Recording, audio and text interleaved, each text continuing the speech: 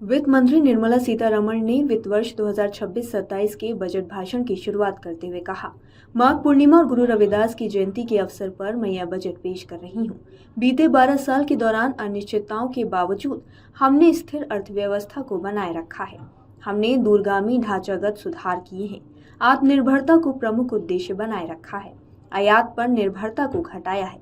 हमने सुनिश्चित किया है कि नागरिकों को इसका लाभ मिले, कृषि उत्पादकता बढ़े और परिवारों की क्रय शक्ति बढ़े। उन उपायों की वजह से 7% की विकास दर हासिल हुई है। इससे गरीबी उन्मूलन और लोगों के जीवन में सुधार हासिल हो सका है। वित्त मंत्री ने कहा, हम ऐसी बाहरी परिस्थिति का सामना कर रहे हैं जहां व्यापार और बहुपक्षवाद खतरे में है। नई प्रौद्योगिकी उत्पादन प्रणालियों को बदल रही है। भारत विकसित भारत की ओर विश्वास से भरे कदम उठाता रहेगा। भारत को वैश्विक बाजारों से एकीकृत होकर अधिक से अधिक निर्यात करना होगा। विश्व की सबसे बड़ी अर्थव्यवस्था बनने की दिशा में लोगों का साथ खड़े रहने के लिए आभार। हमारा लक्ष्य विकास का लाभ सभी वंचित वर्गों और महिलाओं तक सुनिश्चित करना है। इस दौरान वित्त मंत्री ने बड़ा ऐलान किया। वित्त मंत्री निर्मला सीतारमण ने बजट भाषण के दौरान कहा, काशी में 6 हाई स्पीड रेल कॉरिडोर बनाए जाएंगे। इसमें मुंबई पुणे, पुणे हैदराबाद, हैदराबाद से बेंगलुरु, हैदराबाद से चेन्नई, चेन्नई बेंगलुरु, दिल्ली वाराणसी और Varanasi Siliguri high speed rail corridor शामिल हैं।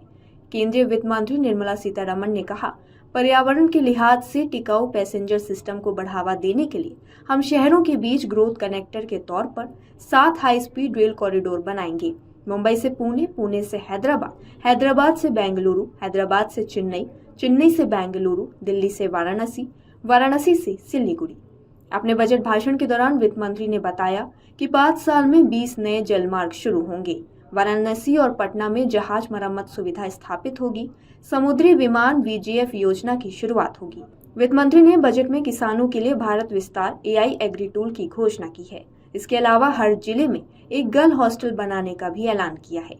आम बजट 2026-27 में हस्तिनापुर की ऐतिहासिक और सांस्कृतिक पहचान को राष्ट्रीय स्तर पर नई ऊंचाइयों पर ले जाने की घोषणा की गई है। केंद्र सरकार ने देश की 15 प्रमुख पुरातात्विक स्थलों में हस्तिनापुर को पुनः शामिल किया है, जिसके तहत यहाँ के उत्खनन स्थलों को आम जनता के लिए खोला जाएगा। इसके अतिरिक्त पर्यटकों की सुविधा के लिए इंटरप्रिटेशन सेंटर्स की स्थापना का प्रस्ताव भी बजट में शामिल किया गया है। इस दूरदर्शी पहल को क्षेत्र के लिए एक ऐतिहासिक कदम माना जा रहा है।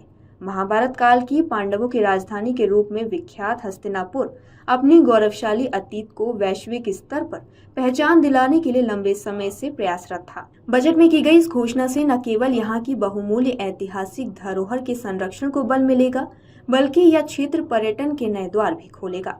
विशेषज्ञों का मानना है कि उत्खनन स्थलों को सार्वजनिक रूप से सुलभ कराने से आम नागरिक भारतीय सभ्यता की जड़ों को और गहराई से समझ सकेंगे। आपके राज्य की खबरें, आपके शहर की खबरें सबसे पहले जानने के लिए देखते रहें अमर उजाला। चैनल को सब्सक्राइब जरूर कर लें और पाएं हर अपडेट।